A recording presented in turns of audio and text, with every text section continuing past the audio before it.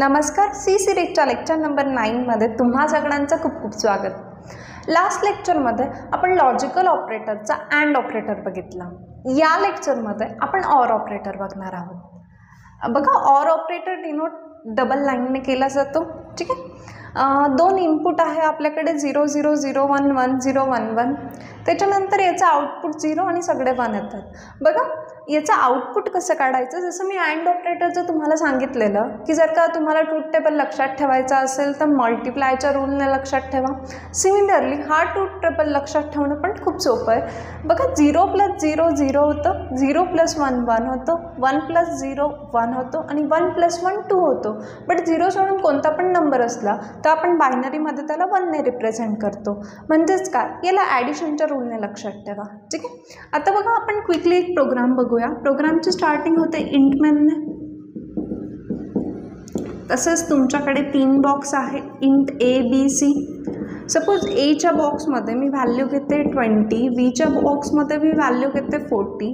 नंतर मी A > B आहे का, और A = B आहे का। ठीक आहे, ही व्हॅल्यू मी C मध्ये स्टोअर करते।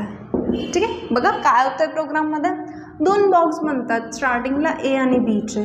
पहिल्या बॉक्समध्ये 20 आहे, सेकंड बॉक्समध्ये 40 आहे। ठीक आहे, नंतर मी एक Cचा बॉक्स करते ज्या बॉक्समध्ये अजून तरी मी काहीच टाकलेलं नाही आहे। बघा, ही कंडिशन चेक करूयात। कंडिशन अशी आहे की 20 > 40 आहे का, नाही, फॉल्स आहे। फॉल्स आहे। जर का हेच अँडमध्ये असतं आणि पहिलं आउटपुट जर का आपलं 0 येत होतं तर आपण डायरेक्ट 0 आउटपुट देऊन दिलेलं, पण याच्यात तसं नाही आहे। दोघींपैकी एक पण 1 आलं तर याच्यात आउटपुट 1 येतं। ठीक आहे, म्हणून मी पुढे चेक करायला जाणार, याचं पण आउटपुट 0 येतं आहे। म्हणजे जर का मी printf C केलं %C तर माझं आउटपुट काय येणार, माझं आउटपुट येणार 0। ठीक आहे ना, बट ते जर का मी इथं ही साईन चेंज केली, इथं माझं आउटपुट काय येणार, 1। बघा, याच्यामध्ये एक पण म्हणजे फर्स्टच आउटपुट 1 आलं तर मला पुढे जाऊन चेक करायची गरजसुद्धा नाही आहे, कारण या ट्रूथ टेबलला मी जर का प्रॉपर स्टडी केलं तर मला असं समजतं आहे की बघा, दोघींपैकी एक पण 1 आला तर आउटपुट 1 येतं ना। मग पहिलाच 1 भेटलं मला, मी पुढे जाऊन चेकसुद्धा नाही करणार, डायरेक्ट माझं आउटपुट येऊन जाणार, 1 येऊन जाणार ना।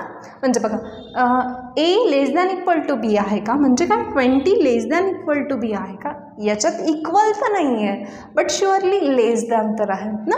तर ही कंडिशन ट्रू येते, पुढे जाण्याची गरज नाही। पुढे पण जाऊन चेक केलं तर माझं 0 येतं आणि 1 आणि 0। बघा, 1 आणि 0 आउटपुट काय येतं, 1, म्हणजे माझं आउटपुट काय येणार, 1 येणार। ठीक आहे, तेच जर का मी इथं डबल इक्वल टू टाकते आणि इथं नॉट इक्वल टू टाकते, आता बघूया आउटपुट काय येणार। A = B, याचं आउटपुट तर 0 येणार। पुढे जाणार, कारण अँड नाही आहे ना, ऑर आहे, म्हणून पुढे जाऊन चेक करावं लागणार ना। मग आता बघा, याचं आउटपुट काय येतं, याचं आउटपुट 1 येतं। तसंच 0 आणि 1चं आउटपुट काय येतं, 1, म्हणून या प्रोग्रामचं पण आउटपुट येणार 1। आय होप तुम्हाला ऑर ऑपरेटर कसं काम करतं ते समजलं असणार।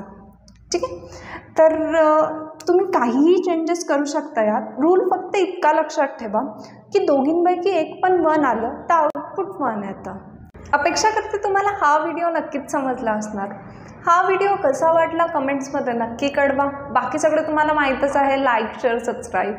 भेटूया पुढच्या व्हिडिओमध्ये नवीन कन्सेप्टसोबत, तोपर्यंत शिकत राहा सी आपल्या भाषेमध्ये। धन्यवाद।